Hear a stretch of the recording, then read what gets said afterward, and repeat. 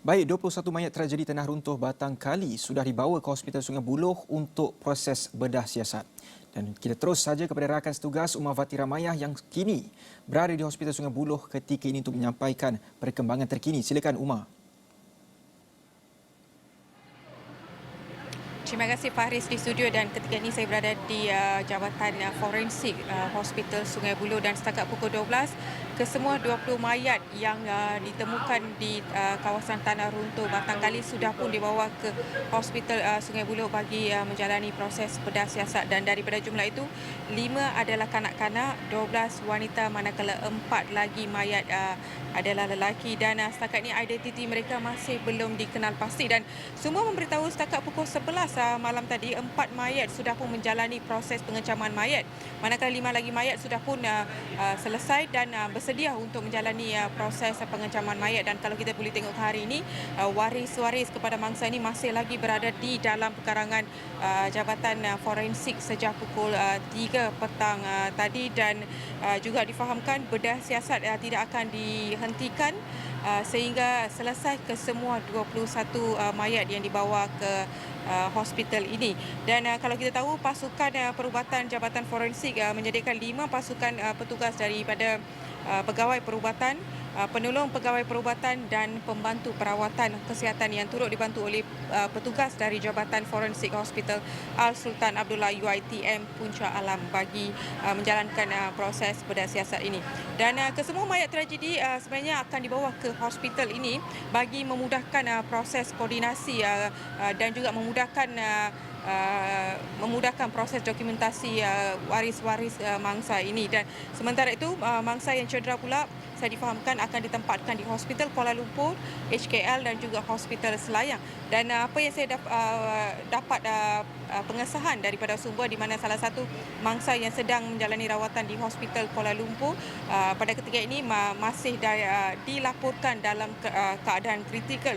Dan setakat pukul 12 tengah malam ini, pencarian masih lagi dijalankan dengan 12 mayat lagi, 12 individu lagi masih belum dikesan setakat pukul 12, dan usaha mencari dan menyelamat masih lagi diteruskan oleh pihak bomba serta dibantu bersama agensi lain iaitu Persatuan Bomba Sukarela, Bomba Swasta, PDRM, APM, KKM dan juga pasukan SMART. Itu perkembangan di kawasan melibatkan mangsa dan juga mayat-mayat yang ditemukan. Dan sebentar tadi yang di-Pertua Persatuan Ibu Bapa dan Guru PIBG Sekolah Jenis Kebangsaan Mun Chun, Jalan Ipoh, Kuala Lumpur, Yu Chin Ong memberitahu sebenarnya sekolah itu tidak dimaklumkan mengenai penganjuran program perkhemahan di kawasan tragedi tanah runtuh pagi ini. Dan sebenarnya mereka sepatutnya check out hari ini kira-kira pukul 10 pagi, dan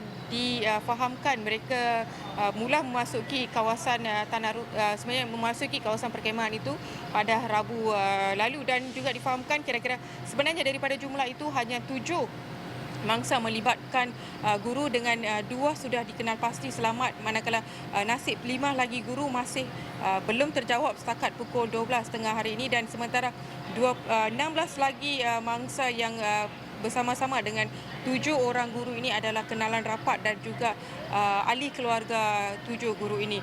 Dan sebentar tadi saya juga ada bersembang dengan seorang bapa kepada waris yang terlibat dalam tragedi ini, di mana beliau yang hanya dikenali sebagai Chong memberitahu bahawa sebenarnya 2 anak-anaknya menghadiri menyertai perkhemahan ini, di mana seorang anak lelaki dan seorang anak perempuan yang masing-masing berusia 31 tahun dan 32 tahun.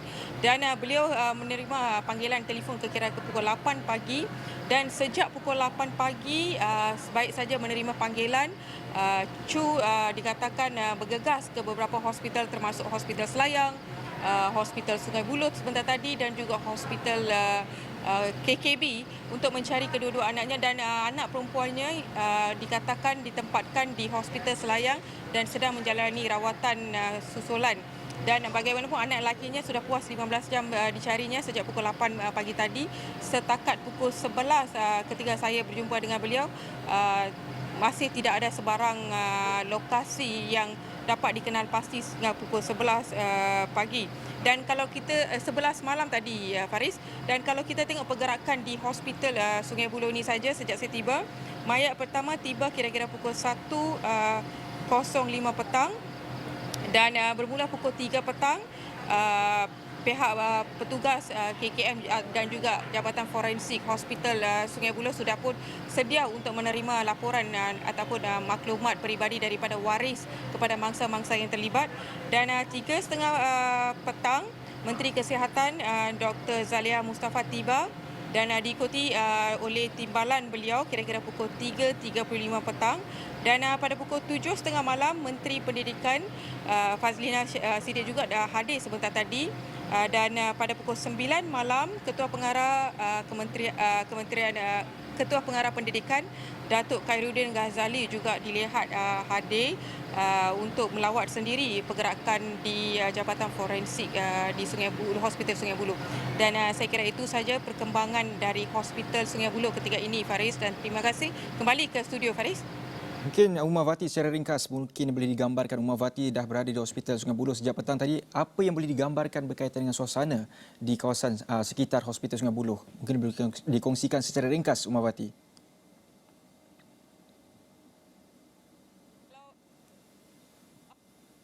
3 pagi sebenarnya kawasan ini penuh dengan para wartawan hingga membanjiri atau berkampung di pekarangan Hospital Sungai Buloh. Dan hari ini sekarang kita tengok lebih kurang dah pukul 12.18 dan saya boleh kirakan tinggal lagi dalam 5 hingga 6 reporter sahaja, dan saya difahamkan mereka akan kembali ke sini seawal pukul 7 pagi. Itu dari segi angka para media. Dan jika melihat pada waris, sebenarnya waris ditempatkan di dalam, ya, di belakang tirai berwarna biru itu, di mana kita tidak boleh melihat pergerakan mereka, dan para media juga tidak dibenarkan untuk mendekati waris. Dan saya juga sebenarnya sebab ada kebanyakannya waris tidak menggunakan laluan ini untuk memasuki kawasan kaunter sebenarnya, dan saya kira mungkin ada satu lagi laluan di bahagian atas yang mungkin digunakan oleh waris-waris untuk mendaftar maklumat mereka di kaunter yang disediakan di tingkat bawah Jabatan Forensik.